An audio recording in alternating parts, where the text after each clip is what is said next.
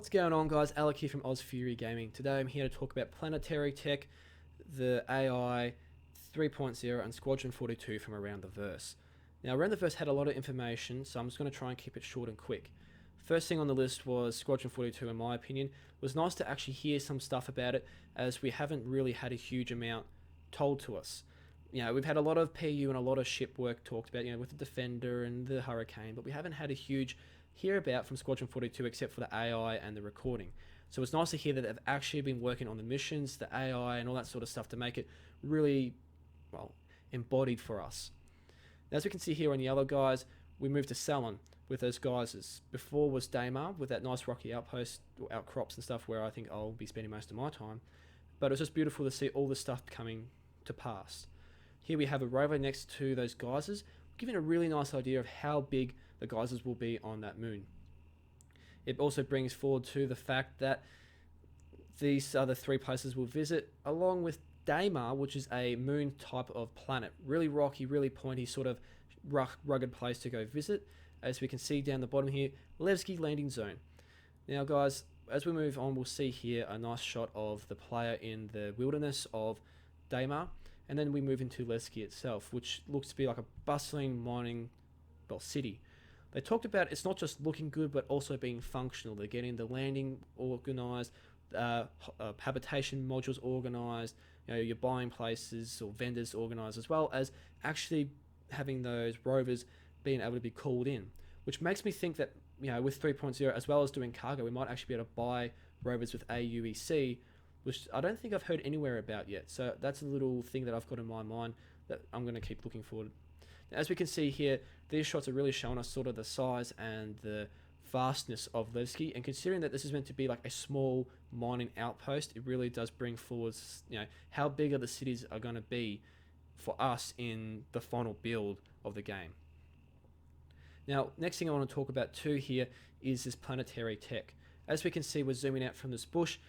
It will increase with speed of how fast we move out, but we can just see the details slowly dissipating as we get further out, which is just beautiful to see. But I don't think they're losing too much detail as they do this. You can sort of really see that, you know, mountains outcrops and start to move away to, as you see, the big, well, you know, craters and all that sort of stuff as we eventually move to the outside.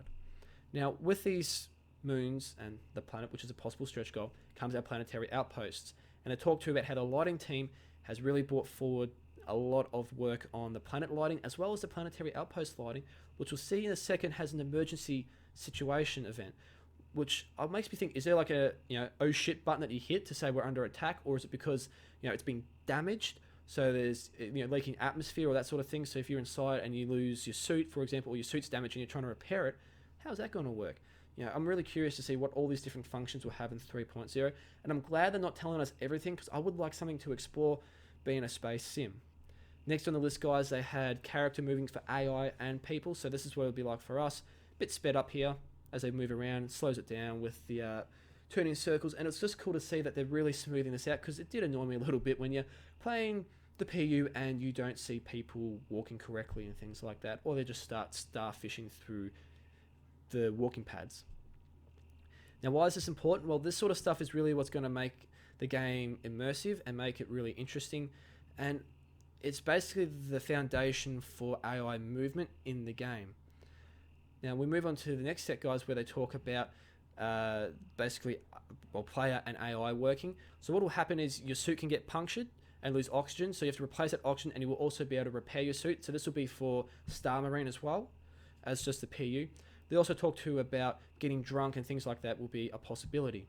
Next thing they talked about too was AI, about how, you know, they'll be able to complete simple and complex functions such as replacing components or just simply leaning up against a wall or going for a quick snooze.